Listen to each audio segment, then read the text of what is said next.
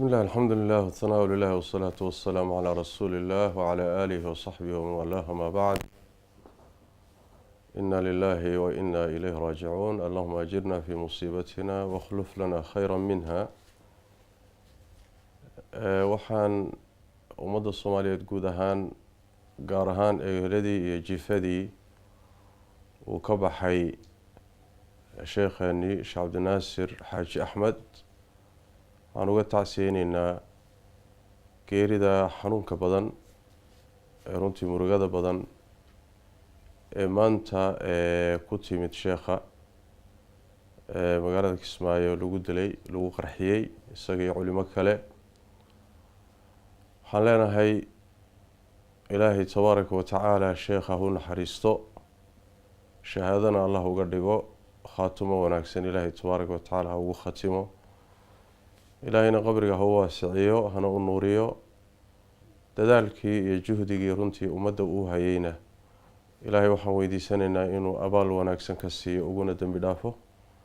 jannadiisa firdowsa inuu ilaahay ku geeyo, cadaabkana ka xifdiyo, isagii culimadii kale la geeriyootay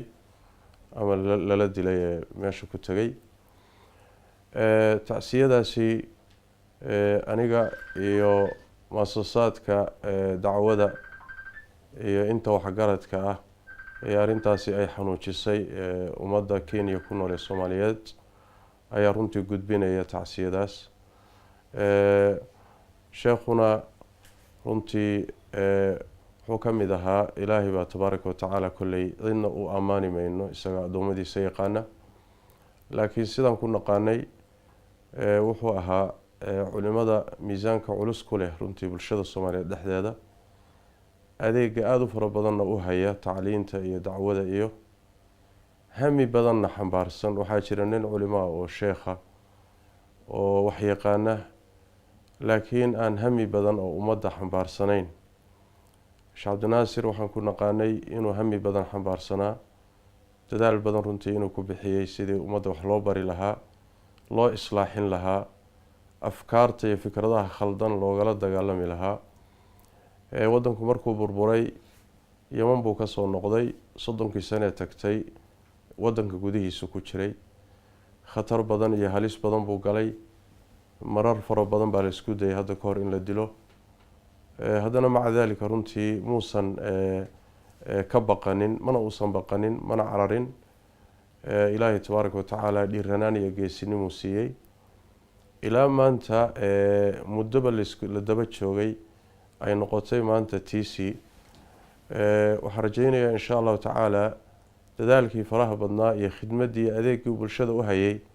khaatumadeedii wanaagsanayd inay maanta uu helay.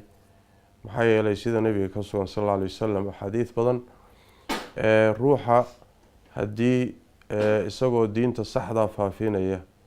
darteeda lagu maago o lagu dilo waa shahiid. xadiidkii nabigaa tilmaamaya sal alla alay wasalam uu ku yidhi cumar iyo cuthmaan iyo abubakr sidiiq, uu nabigu ku yidhi buurta uxud iyagoo saaran, buurtuu ku yidhi isdeji, waxaa korkaaga saaran sidiiq iyo 2 shahiid. labada shahiid waa cumar iyo cuthmaan, labadoodaba magaalada madiina lagu dilay, dagaal mayna ku dhimanin. marka shahaadada nabigu sal alla lay wasalam uu qiray waxa way xaqdarra lagu dilay. waxa loo dilayna dowrka iyo kaalinta ay bulshada u hayeen bay ahayd.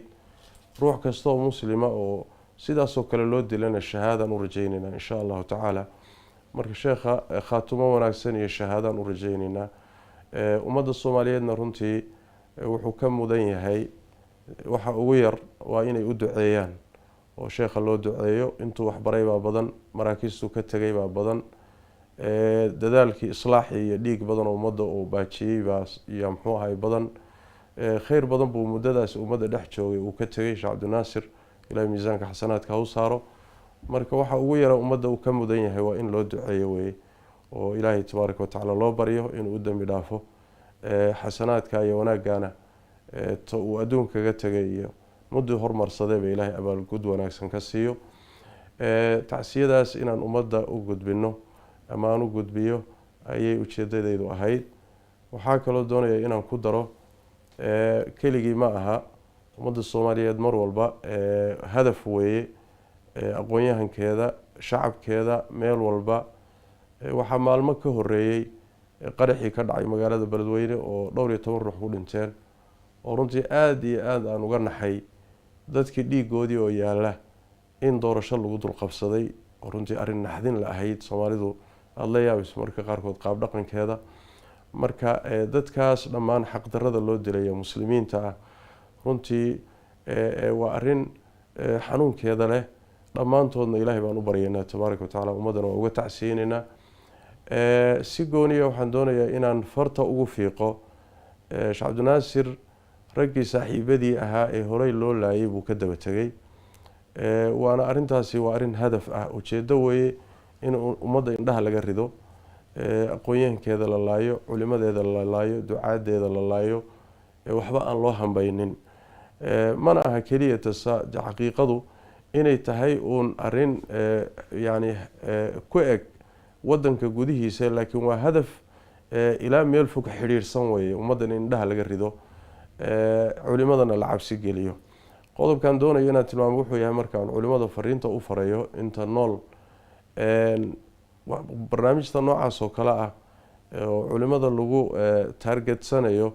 oo lagu laynayo oo ujeedadiisu tahay in la aamusiyo waxaan dhihi lahaa hadafkaasi inuusan xaqiiqoobin oo uusan hirgelin waa in la isku dayo ilaahay baa garanaya naf walba xilligay dhimanayso meeshay ku dhimanayso ninina gacantiisa kuma jirto ninkii cabsada iyo ninkii baqa iyo ninkan baqinba nin walba maalin buu leeyahay waqti buu leeyahay meel ku dhimanaya waa leeyahay sabab uu dhimanayana wuu leeyahay marka inaan laga baqin muxuu ahaay ummadda adeegeeda afkaarta khaldan in la saxo